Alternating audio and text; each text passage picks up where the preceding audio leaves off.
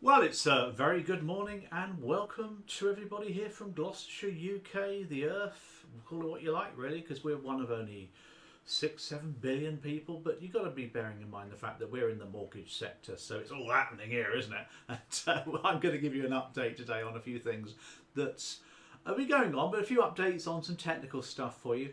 For any of those of you doing your mortgage exams, or you just wanting to get some CPD, or you just want to have a bit of a light relief for 20 minutes or so. But then again, maybe the topic today may not be light relief, but I'm sure you'll enjoy it as we go along. So I'm Paul Archer, as you know, but you can see that from down there. Remember to subscribe and all those good things. Let's get on with the topics today for you, because the mortgage market's really booming still, but we're all worried about stamp duty next year. So everyone's saying, please, Mr. Chancellor, would you extend the stamp duty deadline? And I don't think he will do, because he doesn't have to, does he? But we'll see what goes on. Anyway, we'll talk about welfare benefits today, because they're very relevant, of course, welfare benefits. So let's put a bit of a title up here for you, because I want to talk about welfare benefits and financial advice. So let's get a little title going for you. We'll call them welfare benefits because they've been called all sorts of things in the past, haven't they? Welfare benefits. They're called, the DSS. If you're old like me, you remember the DSS or the dole, or all sorts of names for them. But the pure fact is, as a country, we've been using or giving people welfare for over 100 years now, and rightfully so. Now in Finland, I don't know if you read about the Finnish. We're talking about and financial advice here, so let's put that in there for you as well. The Finnish, so lovely country, probably quite cold though, isn't it? Not much sunshine, I would have thought, as well this time of year. They give people what they call a basic income, a universal basic income. They don't care about welfare benefits, they just give everybody money. And the Americans have been doing that with these stimulus checks. They've just sent money to people. They're not bothered about claiming. And maybe we're going that way, but we might be able to see how that all works out. So why is knowledge important, really, when it comes to welfare benefits? Well, as a financial advisor, you need to be able to give advice on protection policies, income protection, health insurance, life insurance, all those good things, equity release. But you need to have one ear on the welfare benefits that they're receiving or could get in the event of any trouble that they might come across. So you need to be aware of them, because sometimes we need to supplement the welfare benefits as well. So if your customer's unsure about what they're getting, if they're a later life client, get them over to the Citizens Advice Bureau or Age UK. All these online portals can tell people how much they're entitled to. Now, there's two types of benefit pretty much, really, and I like to split them accordingly. There's contributory benefits, contributory, and on the other hand, of course, there's non-contributory, contributory. Is that a word, isn't it? Now, when we talk about contributory, we talk about national insurance, because national insurance is not a tax, and it's not deemed as such. It's the amount of money you pay weekly or monthly, whatever it is, and it goes towards paying for this stuff. Now, contributory benefits are really good things. They're a lot higher normally. They are only given to people that have paid national insurance. So that's the whole point. You've got a record of national insurance. As a result of that, you get some really pucker benefits. So the state pension, for example, is only given to people that have paid national insurance. Now, your financial advice will supplement these because they're good. They're usually pretty top notch. I mean, the basic state pension or the single steer pension is actually quite generous nowadays. People don't appreciate that. So your financial advice will contribute or will supplement these benefits. Now, on the other hand, of course, though, you've got your non-contributory benefits. Now, non-contributory benefits are given to people who haven't contributed national insurance or don't have a full record or whatever. And they're often means tested as well. When I say means tested, we're talking there about they are tested against your income and your capital. And you don't get them, or you get a very reduced amount if you've got quite a bit of income coming in. Now, financial advice, therefore, is needed to increase the amount of cover that people get in the event of these things happening. So the two are very different. They're pretty good, top notch, non-contributory, much, much lower. Now the whole point behind these benefits is they are given to people to maintain their level of lifestyle. But they don't, they just take people above a certain level. So your financial advice, of course, will bring them back to the level of lifestyle that they were used to. And they're essential for people. Financial advice is absolutely vital, because you've got two types of customer really. You've got your employed customer, you've got your self-employed customer. Now employed customers, these of course are people who are working. Now employed customers will get a lot of benefits in kind. Yeah, employed customers, they'll get a lot of benefits in kind. They'll get possibly a pension, but well, if it's contracted in, and all these different sort of workplace pensions you've got.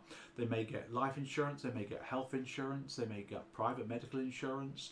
They get a lot of benefits in kind. But the self-employed people, these are people that don't have a lot of benefits at all, because they're self-employed, so they don't get pensions or health insurance and like that. Yes, they'll get the state benefits, they'll get welfare benefits in the event of becoming ill or losing their work or something, but they don't get a lot. In fact, from work they get nothing. So as an advisor, you really want to be giving people who are self-employed a lot more financial advice.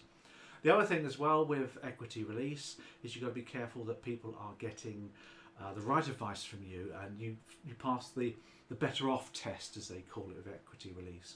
In other words, the advice you give them must leave them better off than when you started. And if your advice inadvertently means they drop off of some of the contributory and non-contributory benefits, then that's not a good thing at all to do.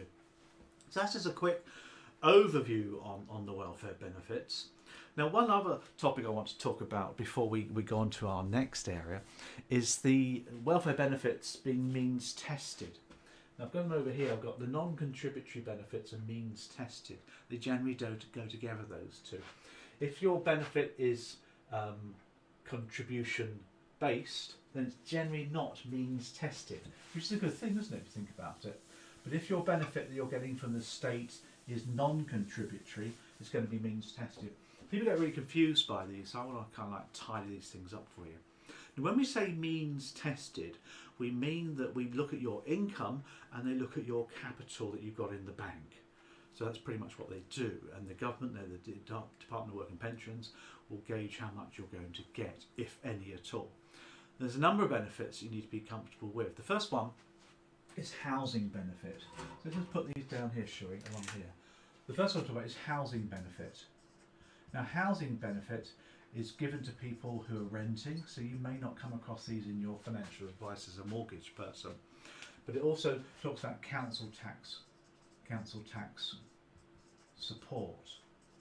Now, these are given to people who need the benefit, need some help with their council tax, and it's means tested, as you can appreciate. Now, they have some figures when it comes to means testing, and they talk about between 10 and 16. It's quite a common figure, this, isn't it? Let's put in there 10,000 to 16,000 pounds. Now, remember, we're means testing on capital here. Now, in a nutshell, if they have more than £16,000 in the bank, they get no benefit at all, which you could argue is quite sensible, really, because they should use that money first. If they've got less than £10,000, then they will get the benefit. If it's in between, they'll get a reduced amount. That tends to be the rule with those. Other benefits for you, get different coloured pens so we can mix this up a bit. Income support. Now, income support is the benefit given to people basically if they need some extra help over and above the job seekers allowance or the employment support allowance, and it's given to people that need some extra help, and it's, of course, it's heavily means tested. Pretty much the same figure there. They've got the £16,000 mark. If you've got more than £16,000 in the bank, then you don't get any. Again, that makes sense. Easy to remember that, isn't it? The big one, particularly if you're in the equity release world, is pensions credit. Yeah, let's put that one down there for you. Pensions credit. Pensions credit. Now, pensions credit is given to people who are retired on state pension, and their income is so low that they need extra money to bring them up to minimum amount. I mean, you need to dig out the figures, 170, 180 odd pound a week it comes out to. So if their income from state pension and other sources is lower than that, then pensions credit basically just gives them an amount of money that brings them up to that level. It's a good thing, it's a very good thing. But again, they have different figures as well. What they do is if you've got money in the bank, capital, they will turn that into a nominal income a type of income. They'll ignore the first £10,000. You've got similar figures here. So the first £10,000 is ignored. So you can have that's fine. But anything above that, they start to give you a notional income. And what they do, for every £500, there you go, of savings, they equate that to £1 in income. And what that means is if you've got a very low income and you're going to get pensions credit to take you up to a level, then they'll work out your savings, and for every 500 quid you've got, they'll give you £1 of income. So it won't be long before you actually lose any pensions credit. That's how they work on that one for you as well. The last one's worth talking about in a bit more detail, and that one's known as universal credit. Now, universal credit is the one that you hear about on the news all the time at the moment. Is that squeezed down there, does it? Universal credit, did that get down there? We're always bottomed out there. Let's put this up here then for you. Universal credit. Don't think that got onto the whiteboard there. Now, universal credit is the one that's talked about a lot now. It's the new benefit, if you like, been around actually quite a few years now, that's replacing a number of the other benefits. It pretty much replaces the benefits that are non-contributory. So it's the non-contributory job seekers allowance, a non-contributory employment and support allowance, income support, housing benefit. It's one benefit called universal credit that's designed to replace all of those little things. And if I can sort of put a little pen here to show you where you're going with this one, we're talking about universal credit. Universal credit relates to the non-contributory benefits. And we've got other videos on that topic for you to look at. A couple of things on that one. First of all, they use similar numbers. So they actually use £6,000 to 16,000. Why they do 6, I don't know. But they do 6,000, keep that one in, 6k to 16. So if you've got more than 16k, you get nothing. If you get less than 6k in the bank, you will get some universal credit. And in between, they'll give you a lower amount. So these figures are not difficult to remember because 16 is across the board, as you can see. And the 6,000 or 10,000 is the minimum. So 16 is probably going to be tested for you. But where's universal credit going? Well, if you think about it, you've got this Finnish thing, the universal basic income that they're giving to people. So I reckon in a couple of years' time, we might well go that route. Rather than having universal credit, we'll just give people that need money some money. And that's not a bad thing. It's a lot easier, isn't it? Just give them a level amount of money and they can then live. But so of course the contributory benefits are almost like your insurance policies. You're paying a national insurance to the government and therefore getting some really good benefits for that. A couple of final things for you. Capital, by the way, in the bank is not just defined as cash in the bank. It can be shares, unit trusts. It can be a second property maybe you've got kicking around somewhere. Unlikely would somebody be claiming if they got second properties. That would be a bit wrong, wouldn't it? And the final thing is, as financial advisors, don't be tempted to deprive the DWP of any of these benefits. In other words, don't encourage the customer to get rid of their savings or their values, their properties, in order to gain access to welfare benefits. That's illegal. You shouldn't do that. So, for example, if they've got a property, second property, don't try and transfer it to somebody else's name, particularly with equity release. I have heard stories about that. We wouldn't get involved in that, of course we wouldn't, but people do. So be careful you don't deprive or deprivation of assets for the authorities. So quite a lot going on there really with welfare benefits. You can see where things are changing. I hope that's been useful for you. Bye. Great, okay. Good. Hope everybody's well. We're halfway through our lockdown now, aren't we? Halfway through lockdown, and yeah, when you go outside, you don't see an awful lot of difference, really. Okay, pubs and bars are all closed, etc. Shops are closed, but people are still milling around. Cars are driving around. There's still rush hour in the morning, so you wonder if there's an awful lot of major change going on. Let's talk about quick video on a topic for you, which I want to talk about, which is quite an interesting one, really. It's been in the press. And a lot of people are talking about this one now, and that's what we call the EWS form, EWS1 form, which I'm going to put up here. We're talking about leasehold properties here. We're talking about leasehold. There you go. Now, leasehold, of course, are generally flats and apartments, and we're talking about the EWS form, EWS1, which you might have heard in the press, is causing a huge amount of problems at the moment with blocks of flats and other ones as well.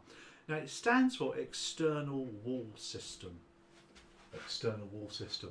And it evolved from the Grenfell disaster back in 2017, of course. Grenfell was a block of flats in London that caught fire. Terrible, terrible, terrible story. And I don't want to go on about it, but a lot of people died, and it was awful. Now, when they did the research into what happened, apparently it was the external cladding that caused the issue. So this property was cladded on the outside with a system that was highly flammable. How it did that, I don't know. It was to do with the gaps and all sorts of things. But it's a big problem and needed to be solved. So the government, of course, came along and have solved the problem. And now they require all blocks of flats, new rules now, to have a signed certificate called an EWS form to confirm that there's no inherent fire risk. So what's come out of this then, as you can appreciate, is that the government need to have this EWS form filled in. Yeah, let's just put this sort of form in there for you, to confirm that that building that they've got has no inherent fire risk, and that's obviously a big thing as well. Now, since 2020, other blocks of flats have been included. It was only originally very tall buildings, but now it's been brought right down now to less than 18 metres. So even tiny blocks of flats are now being included in it as well. So we're talking here about apartments, we're talking about student blocks, HMOs, houses of multiple occupation as well. So it's a big thing, and the lending industry were actually consulted on this as well, because the lending industry wanted these flats to have an EWS certificate which confirmed everything was okay, which means in a nutshell that these properties are mortgageable. So the mortgage is a big tick as well, so that equals that equals that. And so the lending industry, of course, were really keen to make sure that these properties were all certificated. Now, it has to be a qualified person that does this. So think RICS surveyor, RACS surveyor, proper qualified person who goes in to assess the building and issues the form as well. Now, if the building doesn't pass, then obviously they'll not give them the certificate. So when that property then comes to be mortgaged, the surveyor will give you a nil valuation. And that's pretty scary, isn't it? A nil valuation. Now, that doesn't mean that the property isn't worth anything. What it means is the property is not mortgageable. Because when it comes to surveying a property, lenders like to do a mortgage valuation, which confirms whether the property is suitable for a mortgage or not. It doesn't tell you what the market price is, so don't get the two confused. But a nil valuation for mortgage purposes is not good news. It's bad news because you can't get a mortgage on the property. And that's where the problem is beginning to happen. Now, it's the freeholder of the block that needs to commission the survey, this EWS process. Now, if you remember from your CMAP mortgage knowledge, a block of flats has leaseholders. There you go. You have leaseholders who own the units. So there's your units. They own the units effectively for a number of years. They're leaseholders. But you have, behind the scenes, the freeholder. Now, the freeholder is the person or business or company that owns the freehold, which is effectively the ground that the property sits on and the actual property itself. They own that. People don't appreciate that. A leaseholder only owns their unit for a set number of years. The responsibility for the external parts, the common parts, the gardens, the ground, etc., is the responsibility of the freeholder. And it's the freeholder that has to commission this process. And many of them are reluctant to do this because it often means remedial works. So the freeholder says, look, Mr. Surveyor, please do an EWS certificate on our block. So the surveyor says, okay, we'll do that for you. It's going to cost you a couple of £100,000. But also, actually, hold on, you're going to fail unless you do this remedial work. And that's going to cost £40,000 to £50,000.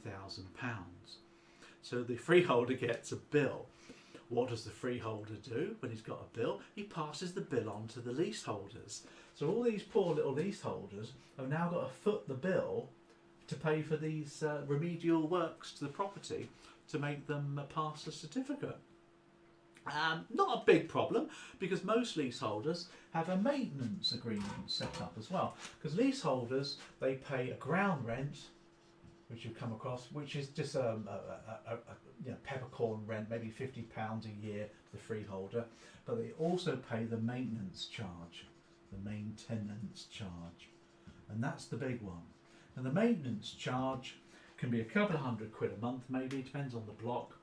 And that pays for all things that get fixed in the flats. We were looking at some buy-to-lets the other day. We were looking at ones down in Guildford in Surrey, and there's a block of flats there that has a very low maintenance charge, which I quite like actually. But also when I looked into it, the maintenance company that takes all the charges on behalf of all the leaseholders, they've got their accounts and stuff. There's a load of money in the bank.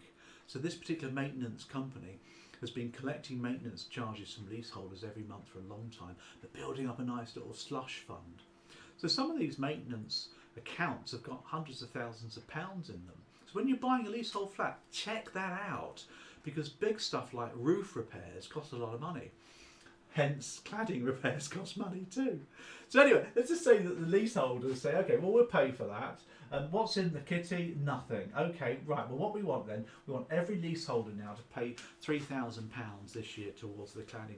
And that's where the problems are starting. And I was watching Points West, and these guys in Bristol were up in arms about this. You know, their normal maintenance charge was a couple of £100. Suddenly it's gone up to £3,000 a year, because everyone's got to contribute now to the cost of it. And that's bad news for people. So in a nutshell, therefore, the freeholder commissions a survey. The survey goes in. It can be fine, but it may not be fine. There might be remedial work. The leaseholders have got to pay for it in their maintenance charges, and there lieth the problem. But the big problem, in my opinion, is the concept of lease, really. Leaseholders only own for a period of time. It's not as good a security as it used to be. It's getting some bad press now. I think there's another nail in the coffin for leasehold properties. Long live common hold is what I say. Common hold is the new tenure, well, actually it's almost 20 years old now. Common hold replaces the lease and gives people the ability to own the units entirely. There's still a maintenance charge, of course there is, in the form of a management company, but because common holders own their units for forever, they actually get to control what goes on. So there ain't no freeholder, you see, with common hold. Common hold gets rid of the freeholder, so the people that own the flats can all get together and commission the survey and pay for it accordingly. Much more control, much better system. I just wish lenders would accept it. Probably lenders is dragging their feet, aren't they, when it comes to tenure. So that's the EWS1 debacle. Grenfell flats and mortgage refusals really is what I'm talking about.